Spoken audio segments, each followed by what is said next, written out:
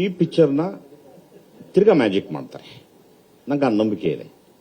ಯಾಕೆ ಅಂದ್ರೆ ಜನಕ್ಕೆ ಇವತ್ತಿನ ಕಾಮಿಡಿ ಅಂಶಗಳು ನಗಬೇಕು, ನಾನು ಸಂತೋಷ ಪಡಬೇಕು ಅನ್ನೋ ಚಿತ್ರಕ್ಕೆ ಕಾಯ್ತಾ ಇದ್ದಾರೆ. ಇವತ್ತು ಕಾಯ್ತಾರೆ, ಇನ್ನೂ 50 ವರ್ಷ ಆದ್ರೂ ಕಾಯ್ತಾರೆ.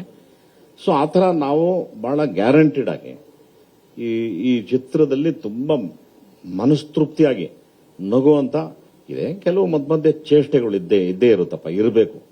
ಸಂಸಾರ ಅಂದಮೇಲೆ ಹೆಂಗೆ ಸರಿಗಮ ಪದನಿಸ ಇರುತ್ತೆ ಗೊತ್ತಾ? ಸರಿಗಮ ಪದನಿಸ ಅಂದ್ರೆ ಗೊತ್ತೇನ್ರಿ? ಅದು ಅಲ್ಲಿ ಮಡಿವಂತಿಕೆ ಇರಬಾರ್ದು ಅಲ್ವೇ? ಹಾಗೆ ಸಿನಿಮಾ ಅಂದಮೇಲೆ ಸ್ವಲ್ಪ ಜಾಲಿ ಡೈಲಾಗ್ಸು, ಪಂಚ್ ಡೈಲಾಗ್ಸು, ಅದು ಇದು ಎಲ್ಲ ಬರ್ತಾ ಇರುತ್ತೆ.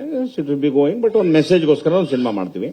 ಹಾಗೆ ಇರು, ನಿಮ್ಮ ಅಪ್ಪನ ತರ ಆದ್ಮೇಲೆ ಮಾತಾಡು, ಆಯ್ತಾ?